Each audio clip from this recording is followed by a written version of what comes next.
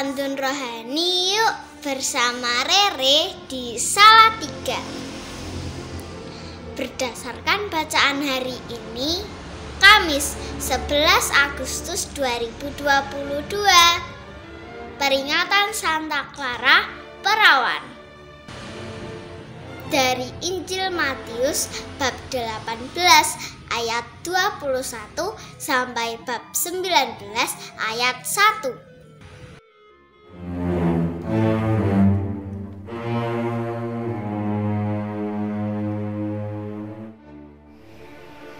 Bapak, Ibu, Saudara, Saudari pecinta Sabda Tuhan, salah satu persoalan penting dalam hidup kekristenan adalah bagaimana kita mengampuni orang lain. Mengampuni orang lain menjadi tema sentral di dalam hidup kekristenan, karena mengampuni itu tidak hanya sekadar dengan kata-kata saya mengampunimu, tetapi harus dipraktikkan. Ketika orang sampai kepada tahap mempraktikkan itu, itulah yang memang tidak mudah. Maka pengampunan selalu membutuhkan perjuangan seumur hidup.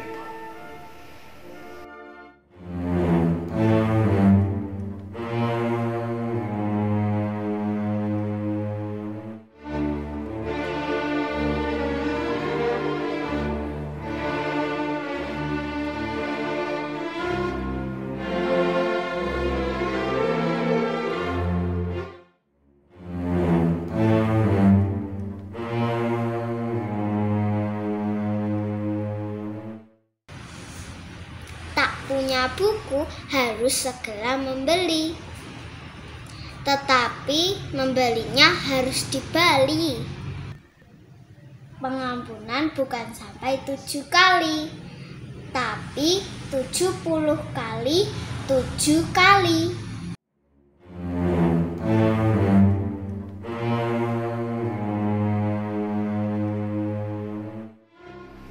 Bapak, Ibu, Saudara-saudari pecinta Sabda Tuhan, pada hari ini Petrus bertanya kepada Tuhan Yesus, "Tuhan, sampai berapa kalikah aku harus mengampuni saudaraku? Sampai 7 kalikah?" Lalu Yesus secara spontan menjawab pertanyaan Petrus dengan berkata, "Engkau bukan hanya mengampuni 7 kali, tetapi engkau harus mengampuni 70 kali 7 kali. Apa maksud perkataan Yesus ini? Maksudnya adalah bahwa kita perlu mengampuni saudara tanpa mengenal batas.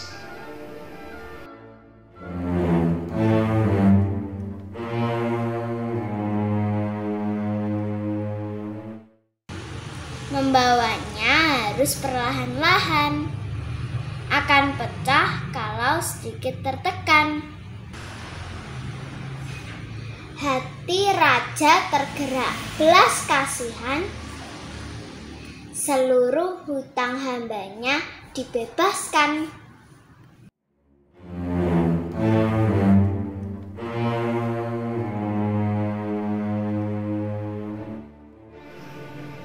Bapak, Ibu, Saudara-saudari pecinta Sabda Tuhan, pengampunan itu adalah tindakan manusiawi. Karena dia sebagai sebuah tindakan manusiawi, kadang-kadang orang terjebak dalam sifat manusiawinya sendiri, yakni tidak ingin mengampuni. Itulah mengapa soal pengampunan ini, Yesus sendiri di dalam doa Bapa kami meminta supaya kita berdoa memohon pengampunan. Kita melihat ada pergeseran dari hal yang manusiawi ke hal yang rohani,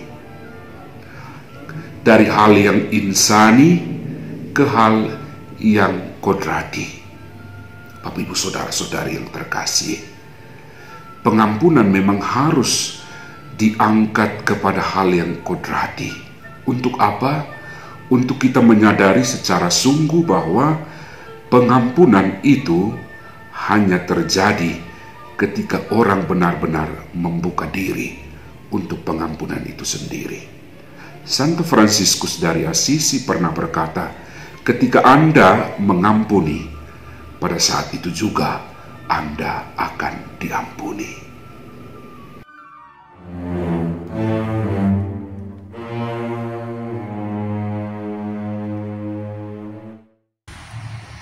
Bersyukur karena telah merdeka, terbebas dari penindasan company.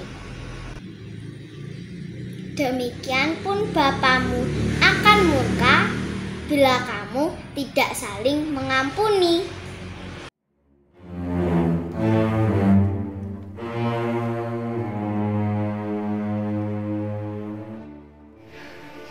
Bapak, Ibu, saudara-saudari pecinta Sabda Tuhan, tentang hal mengampuni ini, saya ingin mengajak kita sejenak, Bapak, Ibu, saudara-saudari, untuk memandang salib. Salib, dan daripadanya kita akan belajar tentang pengampunan yang total.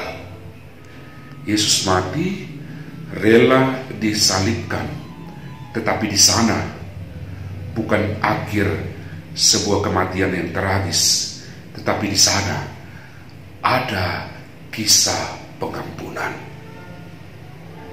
Pengampunan adalah sebuah pemberian diri. Pengampunan adalah sebuah pengorbanan. Pengampunan adalah sebuah dedikasi. Pengampunan adalah sebuah tindakan kasih. Oleh karena itu, saudara-saudari, kalau memang sekarang kita sedang kesulitan untuk mengampuni, baiklah kita pandang salib dan memohon kekuatan salib supaya kita mampu mengampuni, mampu membuka diri dan hati kita untuk mengampuni sesama. Marilah kita berdoa supaya Tuhan memampukan kita dengan segala keterbatasan dan sisi manusiawi kita belajar untuk mengampuni. Bapa yang Maha Kasih, ajarilah kami untuk mengampuni. Benedictio Dei Omnipotentis, Patris, et Filii, et Spiritus Sancti, descenda super vos, et maneat semper. Amen.